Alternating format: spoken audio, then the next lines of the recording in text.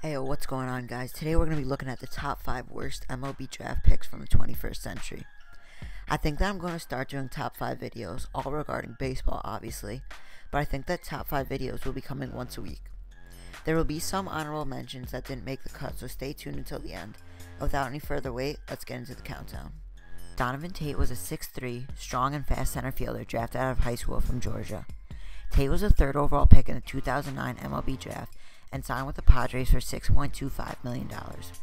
He would play in the minor leagues from 2010 to 2016, where he batted a career .226 until his release on July 11, 2016.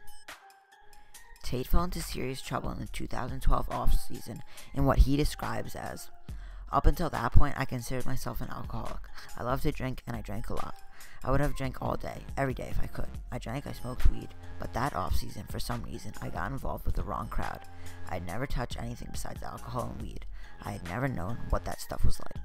The Padres drafted a man that never made it to Double-A in a draft that saw stars like A.J. Pollock, Randall Grichuk, or maybe even Mike Trout if they would have drafted smartly, drafted after Donovan Taylor. Tate is now out of baseball, but the Padres are still being affected by the failed draft pick of Donovan Taylor. The 26-year-old Tate is going to be attending Arizona State to play quarterback and has 4 years of eligibility that will be fully paid by none other than the San Diego Padres. Gregory Reynolds was a 6'7" right-handed pitcher from Stanford University who was drafted 2nd overall in the 2006 MLB draft by the Colorado Rockies. Reynolds had 2 stints in the big leagues with the Rockies in 2008 and 2011, where he went 5-8 with a 7.47 ERA until being traded to the Rangers for minor leaguer Chad Tracy. Although he had no impact on the team, the real reason why he was such a mistake is because he wasn't who the Rockies were intending on drafting.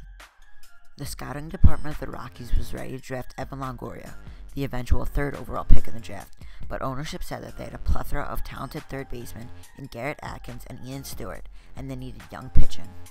The number 1 overall pick in the 2002 MLB draft was right-handed pitcher Brian Bullington out of Ball State University.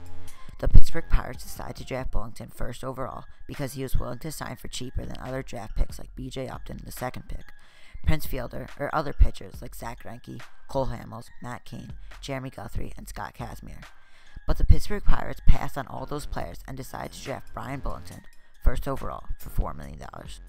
The 2005 MLB draft was a draft loaded with Major League All-Stars, including Justin Upton, Alex Gordon, Ryan Braun, Ryan Zimmerman, Andrew McCutchen, Jacoby Ellsbury, Troy Tulowitzki, and Jeffrey Clement, the 3rd overall pick in the draft by the Seattle Mariners.